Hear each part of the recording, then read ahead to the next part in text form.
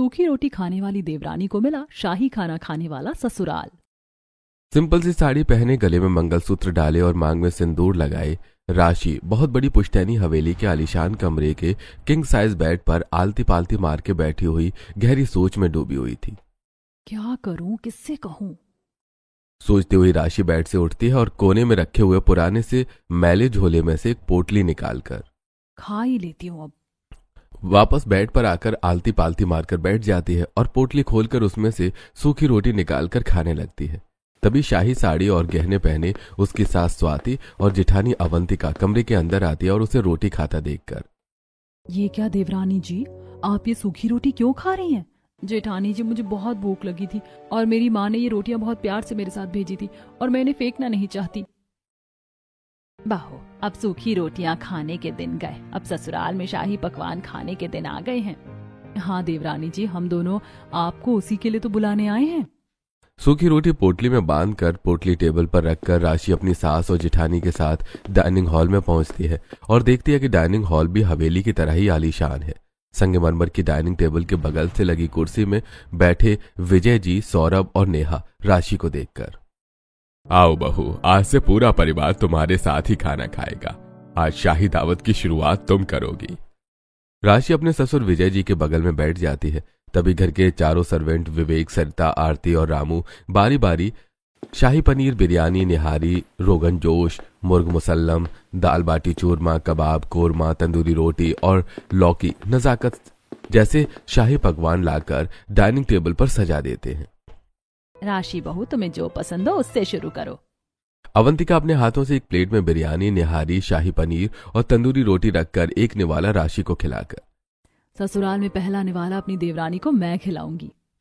अवंतिका के हाथ का निवाला खाते ही राशि को कुछ ऐसा याद आ जाता है जिससे उसकी आंखों में आंसू आ जाते हैं। क्या हुआ देवरानी जी, सब्जी में मिर्च ज्यादा है क्या? नहीं, ऐसी बात नहीं है जेठानी जी। तुम भी कैसी बात कर रही हो अवंतिका, आज पहली बार सूखी रोटी खाने वाली ने शाही खाना खाया है तो वो इमोशनल हो गई।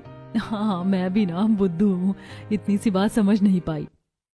गहरी सोच में डूबी राशि धीरे धीरे खाना खाती है और सब लोगों के खाना खा लेने के बाद, छोटी भाभी, आपने अच्छे से खाना तो खाया है ना? हाँ ननद जी। ठीक है फिर देवरानी जी, अब अपने रूम में जाकर आराम करो, बाकी बातें बाद में हो जाएंगी। राशि हॉल में रूम में आती है और टेबल पर रखी पोटली खोलकर रोटी निकालती है और बेड पर बैठकर खाने लगती है। तभी कमरे में उसका पति सौरभ आता है और उसे रोटी खाता देखकर, राशि, तुम सूखी रोटी क्यों खा रही हो? अगर तुम्हें सब लोगों के साथ खाने में शर्मिंदगी महसूस हो रही थी तो कह देती, मैं तुम्हारे लिए रूम में ही खाने की व्यवस्था करवा देता।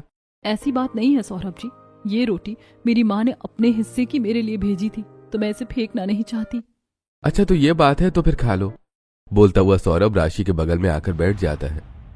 राशि, तुम तो जानती हो हमारी शादी बहुत जल्दबाजी में हुई है, मैं तुम्हारे बारे में कुछ जान ही नहीं पाया। मैं सिर्फ इतना जानता हूँ कि तुम बहुत गरीब हो और तुम्हारे पिताजी नहीं है। तो बताओ, आपको मेरे बारे में और क्या जानना है? मैं तुम्हारे बारे में सब कुछ जानना चाहता हूँ। सौरभ जी, मेरे पिताजी की मौत के बाद मैं और मेरी माँ चाचा चाची के साथ ही रहने लगे थे।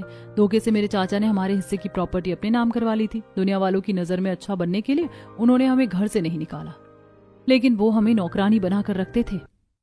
सौरभ से अपने बारे में बताती हुई राशि बीते दिनों की यादों में खो जाती है। उस दिन राशि और उसकी माँ रूबी डाइनिंग हॉल में बैठी सभी लोगों की छोड़ी हुई झूठन खा रही थी। तभी वहां राशि के चाचा और चाची निधि और अनुज आते हैं और उन्हें खाता देखकर, तुम दोनों माँ बेटी क्या कर रही हो? ये बचा हुआ खाना फेंका ना जाए, इसीलिए हम दोनों माँ बेटी खा रही हैं। तुम्हारी हिम्मत कैसे हुई हमसे बिना पूछे कुछ खाने की? अब मैं समझ गई कि हर दिन खाना बच कैसे जाता है। तुम माँ बेटी मिलकर जानबूझकर ज्यादा खाना बनाती हो ताकि बचे हुए खाने का बहाना बनाकर हमारी जूठन खा सको। ऐसी बात नहीं है चाची जी, खाना चाहे जितना भी बनाओ थोड़ा बहुत तो बच ही जाता है, और जानबूझकर जूठन कौन खाना चाहेगा? अच्छा तो फिर रोटियां क्यों नहीं बचती? तभी किचन से निधि की बहू सोनम रोटियां लिए वहां आती है और, मम्मी जी, रोटियां बच जाती हैं, लेकिन ये दोनों माँ बेटी चालाकी से किचन में रोटियां छुपा देती हैं। निधि सोनम से रोटियां ले लेती है और, अब से तुम दोनों सिर्फ ये सूखी रोटियां ही खाओगी, इसके अलावा तुम्हें कुछ नहीं मिलेगा। ज्यादा से ज्यादा नमक, अचार या फिर प्याज, बस इससे ज्यादा कुछ नहीं। उस दिन के बाद रूबी और राशि को उस घर में तीनों टाइम खाने में सूखी रोटी ही मिलने लगी। एक सुबह सभी घर वालों को चाय नाश्ता करवाने के बाद दोनों माँ बेटी हॉल में बैठी रात की बची हुई सूखी रोटियां खा रही थी।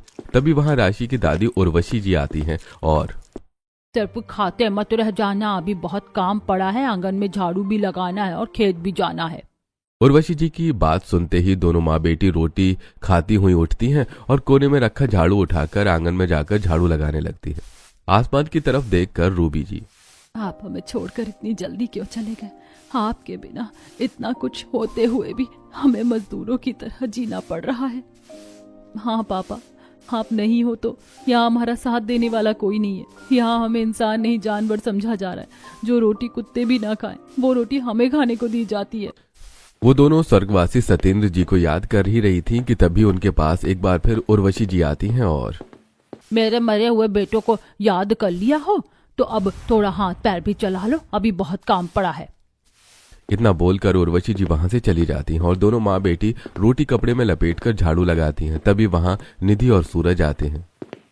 तुम दोनों माँ बेटी जल्दी से झाड़ू लगाकर खेत चलो, वहाँ बहुत काम पड़ा है। उस सुबह सूखी रोटी भी उन दोनों के नसीब में नहीं थी। झाड़ू लगाकर दोनों माँ बेटी उनके साथ खेत चली जाती हैं। खेत पहुंचकर दोनों माँ बेटी कुदाल से खुदाई करने लगती हैं और मेड़ में लगे नीम के पेड़ के नीचे बैठकर निधि और सूरज उन पर निगरानी रखने लगते हैं। अरे ओ काम चोरो, जल्दी जल्दी हाथ पैर चलाओ, अभी खेत में खाद भी डालना है और फिर बुवाई भी करनी है। खाने में तो 4-4 रोटियां एक एक साथ खा जाती हो। कभी सोचा भी है कि वो रोटियां आती कहाँ से? तुम्हारा मरा हुआ पति आसमान से नहीं भेजता। अरे मेहनत करनी पड़ती है तब 2 वक्त की रोटी मिलती है, जो कि तुम मुफ्तखोरों को बिना मेहनत के ही मिल जाती है। उन दोनों की बातें सुनते हुए भूखी प्यासी दोनों माँ बेटी दोपहर तक खेत खोदती रहती हैं और फिर घर पहुंचकर किचन में जाकर खाना बनाने लगती हैं। दाल चावल और सब्जी बन जाने के बाद रोटियां सेकती हुई दोनों, हम दिन भर मजदूरों की तरह काम करते हैं, फिर भी हमारी कोई इज्जत नहीं। बात बात में हमें ये लोग डांटते रहते हैं। माँ, यहाँ से भाग चलते, मैं अब और यहाँ नहीं रह सकती। भाग कर आखिर जाएंगे कहाँ? राशि, ये दुनिया बड़ी जालिम है। 4 दीवारियों में कैद में तू सुरक्षित है, यहाँ से बाहर निकलते ना जाने कौन किस गली या मोड़ पर तेरे साथ। रूबी जी राशि को अपने सीने से चिपका लेती है। मैं उस बारे में सोच भी नहीं सकती। यहाँ सूखी रोटी खाकर सुरक्षित तो है, यहाँ से निकलकर अगर तेरे साथ कुछ ऊंच नीच हो गई तो मैं तेरे बाप को क्या मुंह दिखाऊंगी? रूबी जी राशि को समझा ही रही थी कि तभी डाइनिंग हॉल में बैठे खाने का इंतजार कर रहे बाकी के सभी घर वाले, तुम दोनों की राम कथा खत्म हो गई हो तो जल्दी से खाना ला दो, बहुत भूख लगी है। कुछ ही देर में दोनों माँ बेटी दाल चावल सब्जी रोटी लाकर उन सभी को सर्व करती हैं। इत्तेफाक से उस दिन खाना कम पड़ जाता है, जिस वजह से अरे आज खाना कम कैसे पड़ गया है? तुम दोनों काम चोरों ने आज काम चोरी कर ली, अब हम क्या खाएंगे? सपना, जरा किचन में जाकर देखना, तो इन काम चोरों ने अपने लिए जरूर रोटियां बचाकर रखी होंगी। उर्वशी जी की बात मानकर सपना किचन में जाती है और टोकरी में रखी रोटियां लेकर हॉल में आती है और सबको दिखाकर, ये देखो, दादी ने सच कहा था, इन्होंने रोटियां छुपाई हुई हैं। सपना सभी को वो रोटियां सर्व कर देती है। देखिए अपनी भाभी और भतीजी की होशियारी, कैसे रोटियां छुपाई जा रही हैं। हमने रोटियां छुपाई नहीं थी चाचा जी, मैं रोटियां लेने ही जा रही थी, लेकिन उससे पहले ही। बस बस, मुझे सफाई देने की कोई जरूरत नहीं है। तुम्हारी चालाकी की यही सजा है कि तुम्हें आज सिर्फ एक एक रोटी ही खाने को मिलेगी। उन सब के खाना खा लेने के बाद दोनों माँ बेटी वहीं फर्श पर बैठकर एक एक रोटी खाकर वापस खेत चली जाती हैं, जहां वो दोनों शाम तक खुदाई करती रहती हैं और सूरज डूबने से पहले वापस घर आकर सभी घर वालों को ताज़ा खाना बनाकर खिलाती हैं और खुद के हिस्से में आती है सिर्फ 2-2 सूखी रोटियां। अपने छोटे से कमरे के फर्श पर बिछी चटाई पर बैठी नमक और प्याज के साथ रोटी खाती हुई दोनों माँ बेटी, माँ, क्या हमारी पूरी जिंदगी सूखी रोटी खाकर ही बीत जाएगी, या फिर कभी हमारे दिन बदलेंगे और हमारी थाली में शाही पकवान आएंगे? पता नहीं बेटी, आगे क्या होगा। मुझे तो बस इस बात की चिंता दिन रात खाए जा रही कि तेरी शादी कैसे होगी भी या नहीं। दोनों माँ बेटी को अलग अलग चिंताएं थी। आपस में बात करते हुए वो दोनों रोटी खाकर चटाई पर ही सो जाती हैं। ऐसे कुछ दिन बीतते हैं और एक दिन दोनों माँ बेटी गांव के ही नल पर मटके में पानी भर रही होती हैं। तभी हड़बड़ाई हुई चांदनी और खुशबू उनके पास आती है और, चाची और राशि, तुम दोनों यहाँ पानी ही भरती रह जाओगी और वहाँ शाही पकवान खत्म हो जाएंगे, बोलकर वो दोनों वहां से निकल जाती हैं। अरे कहाँ पर और कैसे शाही पकवान, ये भी तो बताती जाओ। हमारे पीछे आ जाओ, सब पता चल जाएगा। दोनों माँ बेटी उनके पीछे पीछे चलकर एक ट्रक के पास पहुंच जाती हैं, जिसके पास गांव वाले लाइन लगाकर खड़े थे। वो चारों भी उस लाइन का हिस्सा बन जाती हैं, लोगों को पत्तल में शाही पनीर, 2 पूड़ी और खीर ले जाता देखकर। अरे यार, मुझसे तो सब्र ही नहीं हो रहा, कहीं हमारी बारी आने से पहले खाना खत्म ना हो जाए। अरे धीरज धर राशि, समय आने पर सब मिलेगा। लोगों की भीड़ कम होती है तो राशि देखती है कि ट्रक के पास 3 टेबल पर 3 बड़े बर्तनों में शाही पनीर, खीर और पूड़ियां रखी हैं। विवेक लोगों को पत्तल दे रहा है, सरिता खीर परोस रही है, आरती 2 पूड़ियां और रामू शाही पनीर। और वहीं पास में कुर्सी पर छाता खोले शाही लिबास में अवंतिका बैठी हुई है। काफी इंतजार के बाद जब राशि की बारी आती है तो आरती गलती से 2 की बजाय उसकी पत्तल में 4 पूड़ियां रख देती है। दीदी, आपने अपनी गलती से मेरी प्लेट में 4 पूरियां रख दी हैं। 2 पूड़ियां वापस करते हुए। ये 2 आप वापस कर लीजिए। अरे अब आ ही गई हैं तो तुम 4 पूरियां खाओ। नहीं नहीं, जब सबके हिस्से में 2-2 पूरियां आई हैं तो मैं 4 पूरियां नहीं ले सकती। 2 पूड़ियां वापस करके राशि आगे बढ़ जाती है और उसके जाने के बाद कुर्सी पर बैठी अवंतिका। कितनी बेवकूफ लड़की है, ऐसे ही लोग भूखे रह जाते हैं, ऐसे ही लोगों का हक छीन कर हमारे जैसे चालाक लोग ऊपर जाते हैं। दोनों माँ बेटी मटके में पानी और पत्तल में लपेटा खाना लेकर घर पहुंचती हैं। वो दोनों जैसे ही आंगन में कदम रखती हैं वैसे ही आंगन में खड़ी निधि और सपना। तो मैं पानी लेने भेजा था, तुम दोनों को इतनी देर कैसे लग गई? पत्तल में लाया खाना दिखाकर। आज कोई दयावान गरीबों को खाना बांट रहा था तो हम वही लेने चले गए थे, उसी में देर लग गई। सपना उन दोनों से पत्तल ले लेती है और इस खाने से तो बड़ी अच्छी खुशबू आ रही है, तुम दोनों ये खाओगी तो तुम्हारा पेट खराब हो जाएगा, तुम्हारे लिए वही रूखी सूखी रोटी ही ठीक है, तुम वही खाओ। सौरभ से अपना बीता कल बताते हुए राशि की आंखों में आंसू भर आते हैं। इस तरह मेरे हाथ से निवाला भी छीन लिया जाता था, फिर उसके बाद क्या हुआ वो तो आप जानते ही हो। जेठानी जी की वजह से हमारी शादी हुई और फिर मैं यहाँ आ गई। हाँ वो तो है, लेकिन एक बात तो है जो मैं समझ नहीं पा रही हूँ। कौन सी बात राशि? आखिर जेठानी जी ने मुझ में ऐसा क्या देखा जो वो मुझे इतनी बड़ी हवेली में अपनी देवरानी बनाकर ले आई? तुम उनके फैसले पर शक मत करो राशि, जरूर तुम में कोई खास बात होगी। पता नहीं क्या खास है मुझ में। वो सब बाद में पता कर लेंगे, अभी रात बहुत हो गई है, सो जाते हैं।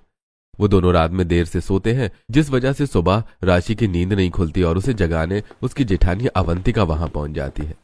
देवरानी जी, सुबह के 9 बज गए हैं और आप अभी तक सो रही हो? क्या 9 बज गए? चलो जल्दी से, डाइनिंग हॉल में शाही नाश्ता लग चुका है, सब आपका इंतजार कर रहे हैं। अवंतिका राशि को साथ लेकर डाइनिंग हॉल में जाती है। वो दोनों सब लोगों के साथ बैठ जाती हैं। कुछ ही देर में एक एक करके सभी नौकर डोसा, चिकन लॉलीपॉप, रसमलाई, रबड़ी लेकर आते हैं और डाइनिंग टेबल पर रख देते हैं। आरती, मेरी देवरानी को रसमलाई सर्व करो। आरती राशि को एक कटोरी में रसमलाई देती है। देवरानी जी, खाने में शर्माना मत, जो दिल करे वो खाना, और हाँ, ससुराल में सूखी रोटी तो भूल ही जाओ। हाँ बहू, तुम्हें ससुराल शाही खाना खाने वाला मिला है। ससुराल में राशि के दिन खुशी खुशी बीत रहे थे। एक शाम राशि गार्डन में लगे फूलों की खुशबू लेते हुए। किस्मत ने क्या पलटी मारी है, कहाँ मैं कभी सूखी रोटी खाकर गुजारा करती थी और आज मेरे नसीब में शाही पकवान आ गए हैं।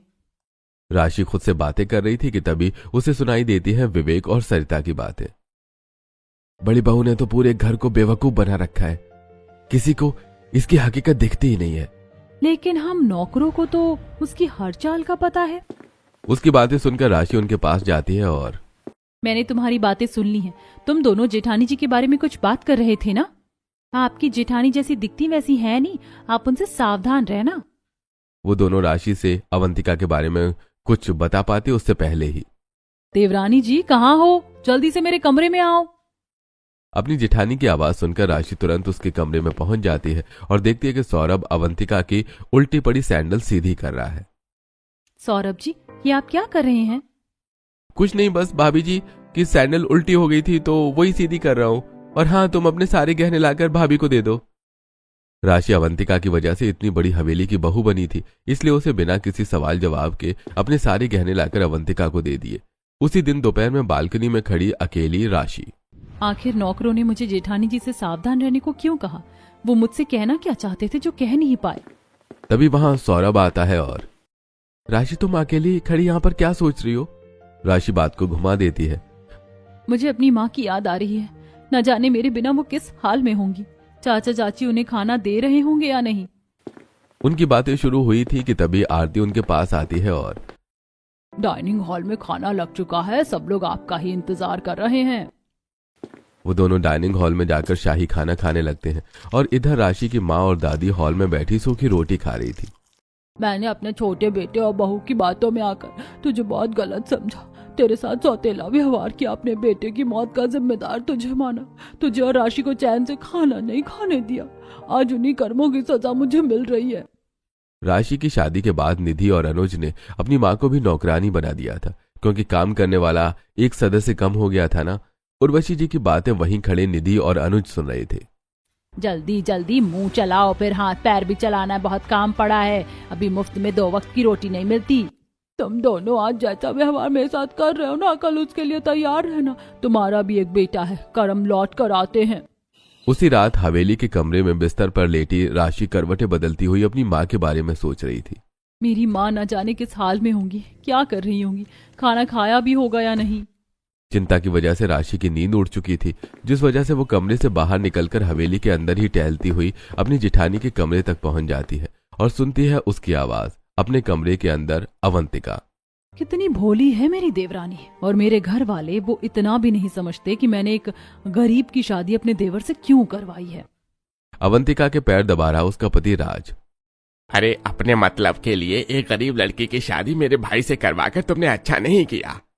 मुझे सही गलत का पाठ सिखाने की कोशिश मत करो, नहीं तो तुम्हारी हालत भी देवरानी और बाकी घर वालों की तरह कर दूंगी। सारा मूड खराब कर दिया। जा रही हूँ बाहर ताजी हवा लेने।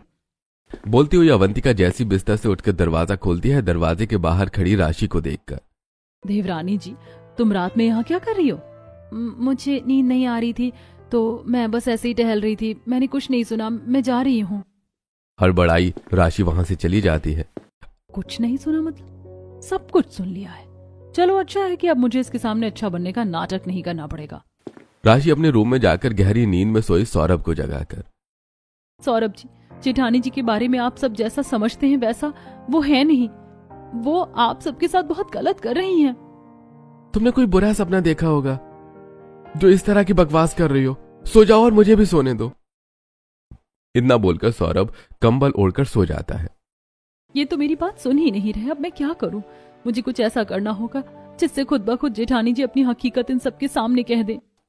तरकीब सोचती हुई राशि सो जाती और अगले दिन अवंतिका जब अपने कमरे में थी तब हॉल में बैठे सभी घर वालों से राशि। जेठानी जी ने आप सबको आधे घंटे में अपने कमरे में बुलाया है। वो आपको एक सरप्राइज देना चाहती हैं। कैसा सरप्राइज छोड़ी भाभी? वो तो वही बताएंगी। आप सब समय पर जेठानी जी के पास पहुंच जाना। कुछ देर तक राशि उनके साथ बैठती है और फिर अवंतिका के कमरे में जाकर अंदर से दरवाजा बंद कर लेती है। बिस्तर में ढेर सारे गहने फैले हुए थे और अवंतिका आईने के सामने खड़ी खानदानी पुश्तैनी सोने का हार पहने हुए। ये हार तो सिर्फ मेरे गले के लिए ही बना है। मैं इसे अपने से दूर नहीं जाने दूंगी। अच्छा, क्या सच में जेठानी जी? आओ आओ देवरानी जी, बिल्कुल सही समय पर आई हो। मैं कब से तुम्हें कुछ बताना चाहती थी। अवंतिका बोलना शुरू करती उससे पहले ही सभी घर वाले उसके कमरे के बाहर जमा हो गए और शांति से खड़े होकर उसकी बातें सुनने लगे, कमरे के अंदर बिस्तर में फैले गहनों की तरफ इशारा करके। ये गहने देख रही हो देवरानी जी? ये मेरी सास और ननद के हैं और तुम्हारे भी। बड़ी होशियारी से मैंने इन्हें अपना बनाया है। हाँ, मैं जानती हूँ कि आप अच्छा बनने का नाटक कर रही हो, लेकिन आप अच्छी हो नहीं। आखिर आप ऐसा क्यों कर रही हो? इसी नाटक की वजह से आज तुम मेरी देवरानी बनकर मेरे सामने खड़ी हो, वरना तुम्हारी औकात तो सूखी रोटी खाने की ही थी। लेकिन तुमने ऐसा क्यों किया? मैं नहीं चाहती थी कि मेरे देवर की शादी किसी पढ़ी लिखी लड़की से हो और वो यहाँ आकर अपना हक जताए। मैं चाहती थी कि यहाँ सिर्फ मेरा ही हक रहे, इसीलिए तुम्हें शाही पकवान खाने वाला ससुराल मिला। ये तुम्हारी किस्मत नहीं बल्कि मेरी चालाकी थी। आखिर मैं ही क्यों? उस दिन खाना लेते हुए राशि ने जो कुछ भी किया वो बताकर अवंतिका। अपनी थाली में आई रोटी कौन वापस करता है, बस वही देखकर मैं समझ गई कि तुम बेवकूफ हो और मैं तुम्हें अपने इशारों पर नचा सकती हूँ, जैसे तुम अब तक अपने पूरे परिवार को उंगलियों पर नचाती आई हो। हाँ, बिल्कुल वैसे ही। मैंने चालाकी से सबको अपने काबू में कर रखा है। कोई मेरे बारे में सुन ही नहीं सकता। अगर तुम मेरे बारे में उनसे जाकर बताओगी भी तो वो यकीन नहीं करेंगे। अगर तुम्हें यकीन ना हो तो जाकर कह दो। जेठानी जी, मैं क्यों किसी से कुछ कहूंगी? तुमने खुद ही हकीकत बयां कर दी है। बोलती हुई राशि दरवाजा खोलती है और एक एक करके तालियां बजाते हुए सभी कमरे के अंदर आते हैं। तालियां बजाते हुए विजय जी। वाह बहू वाह, हम तुम्हें क्या समझते थे और तुम क्या निकली। अरे वो तो मैं बस देवरानी जी को। बस बहू, बहुत हो गया। अब सफाई देने की जरूरत नहीं है। हमने तुम्हारे मुंह से तुम्हारी हकीकत सुनी है। भाभी मैं आपको माँ मानता था और आपने मेरे साथ ही। अब तक तुम हमारे सामने अच्छी बनने का नाटक करती रही और हम तुम्हारी बातों में आकर तुम्हारे इशारों पर नाचते रहे। बड़ी बहू, तुम्हें हम इस घर की लक्ष्मी मानते थे और प्यार के साथ साथ सम्मान भी करते थे, लेकिन आज तुमने हमारा दिल और भरोसा दोनों तोड़ दिया। मुझसे गलती हो गई, मैं आप सबको समझ नहीं पाई, मुझे माफ कर दीजिए। तुमने मेरे साथ भी तो गलत किया है अवंतिका। मैं कलेश के डर से कभी कुछ नहीं बोला, लेकिन आज चुप नहीं रहूंगा। भले ही सब लोग मुझे माफ कर दें, लेकिन मैं तुम्हें कभी माफ नहीं करूंगा। अवंतिका सबसे माफी मांगने की कोशिश करती है, लेकिन कोई भी उसे माफ नहीं करता। सभी लोग एक एक करके कमरे से बाहर चले जाते हैं। सच्चाई सामने आते ही पूरा परिवार अवंतिका से मुंह फेर लेता है, यहाँ तक कि कोई उसके साथ बैठकर खाना भी नहीं खाता। वो जब भी डाइनिंग हॉल में आती, सब लोग थाली लेकर अपने अपने कमरे में चले जाते। एक दिन अवंतिका के डाइनिंग हॉल में आते ही सब लोग अपने अपने कमरे में जाने लगे। तभी मुझे लगता है आप सबने जेठानी जी को उनके किए की काफी सजा दे दी है, अब आप उन्हें माफ कर दीजिए। देखा अवंतिका बहू, तुमने जिसका इस्तेमाल किया वो आज तुम्हारे साथ खड़ी है। लेकिन हम तुम्हें माफ नहीं कर सकते, तुमने हमारा भरोसा तोड़ा है। अगर आप मुझसे इतना ही नाराज हैं तो आप लोग मेरी वजह से अलग अलग होकर खाना मत खाइए। जैसे हमेशा से आप सब साथ मिलकर खाते हैं वैसे ही खाइए। मैं ही यहाँ से चली जाती हूँ और अब डाइनिंग हॉल में कभी नहीं आऊंगी। इतना बोलकर अवंतिका वहां से चली जाती है और सभी लोग एक एक करके डाइनिंग टेबल के पास बैठकर शाही खाना खाने लगते हैं। लेकिन राशि अपने माँ के ख्यालों में खो जाती है। क्या हुआ, तुम खाना क्यों नहीं खा रही हो? मुझे माँ की याद आ रही है, पता नहीं वो कैसी होंगी। माँ की याद तो आएगी ही, काफी दिनों से तुम ससुराल में जो हो। तो फिर खाना खाकर आज ही राशि को उसकी माँ के पास ले जाता हूँ। खाना खाने के बाद सौरभ राशि को उसके घर ले जाता है। राशि जैसे ही सौरभ के साथ हॉल में पहुंचती है तो देखती है कि उसकी दादी झाड़ू लगा रही है और उसकी माँ पोछा, और बाकी के सभी लोग टीवी देख रहे हैं। आप लोगों ने तो दादी को भी नौकरानी बना दिया। चाचा चाची, आप भगवान से डरो। जैसा सुलूक आप मेरी बूढ़ी दादी के साथ कर रहे हैं वैसा ही सुलूक आपके साथ भी होगा, उसके लिए तैयार रहना। तुम ये सब बकवास कर रहे हो। तुम ससुराल से यहाँ हमें बातें सुनाने आई हो। मैं बकवास नहीं कर रही हूँ चाची जी, आपका भी एक बेटा एक बहू है, कर्म कभी खाली नहीं जाते। राशि को देखकर उसकी दादी और माँ उसके पास आती हैं और हाँ बेटा, मैं तुझे यही बात समझाने की कोशिश कर रही हूँ कि कर्म लौट कर आते हैं। अभी भी वक्त है, संभल जा वरना जगह बदलते देर नहीं लगेगी। आज जिस जगह पर तेरी बूढ़ी माँ है कल तू होगा। ये क्या करम लगा रखा है? राशि के पास आकर उसके सिर पर हाथ फेरकर उर्वशी जी, राशि, मैंने कभी तुझे अपनी पोती नहीं माना, हमेशा तुझसे नफरत की। मुझे माफ कर दे, शायद तेरी माफी मिलते ही भगवान भी मेरे कर्म माफ कर दे। अनुज ने पहली बार उर्वशी जी को राशि को प्यार करते देखा तो उसके मन में दबा अपनी माँ के लिए वो प्यार उमड़ आया और उनके पैरों में गिरकर, मुझे माफ कर दो माँ, मुझसे बहुत बड़ी गलती हो गई। अनुज खड़ा होता है और रूबी जी के सामने हाथ जोड़कर, भाभी जी आप भी मुझे माफ कर दो। मैं लालच में अंधा हो गया था, नहीं समझ पाया कि आप मेरे बड़े भाई की विधवा पत्नी हो और जितना हक मेरा इस घर पर है उतना आपका भी है। गलती का एहसास होते ही माफी मांग लेने पर और माफ कर देने से बिगड़े रिश्ते सुधर जाते हैं। वहां भी ऐसा ही हुआ। अपनी माँ का हाल चाल पूछकर राशि सौरभ के साथ अपने घर जाती है। रात में पूरा परिवार डाइनिंग हॉल में डाइनिंग टेबल पर शाही डिनर कर रहा था। तभी अवंतिका आती है और एक थाली में रोटी और अचार रखकर वहां से जाने लगती है। जेठानी जी, आप कहाँ जा रही हो? बैठो, आप भी हम लोगों के साथ खाओ। ये तुम क्या कह रही हो राशि बहू? अवंतिका बहू अब हम लोगों के साथ बैठकर खाना खाने के लायक नहीं है। मम्मी जी, मैं जानती हूँ कि जेठानी जी से बहुत बड़ी गलती हुई है, लेकिन वो भी इसी परिवार का हिस्सा है। अगर वही गलती हम में से किसी और से होती तो क्या आप सब उन्हें माफ नहीं करते? तुम बिल्कुल सही कह रही हो बहू, तुमने आज हमारी आंखें खोल दी। गुस्से ने हमारी आंखों पर पर्दा डाल दिया था। हम जानते हैं कि तुम्हें अपनी गलती का एहसास है। हम ही तुमसे बहुत गुस्सा थे, इसीलिए ये बात नहीं समझ पा रहे थे। अब जब आप सब समझ गए हैं तो जेठानी जी हमारे साथ बैठो और एक बार फिर पूरा परिवार साथ बैठकर शाही खाने का मजा लेगा। सब लोगों के माफ करने के बाद अवंतिका सब लोगों के साथ बैठ जाती है और सूखी रोटी खाने वाली देवरानी के समझाने पर एक बार फिर जेठानी पूरे परिवार के साथ मिलकर शाही खाना खाती है।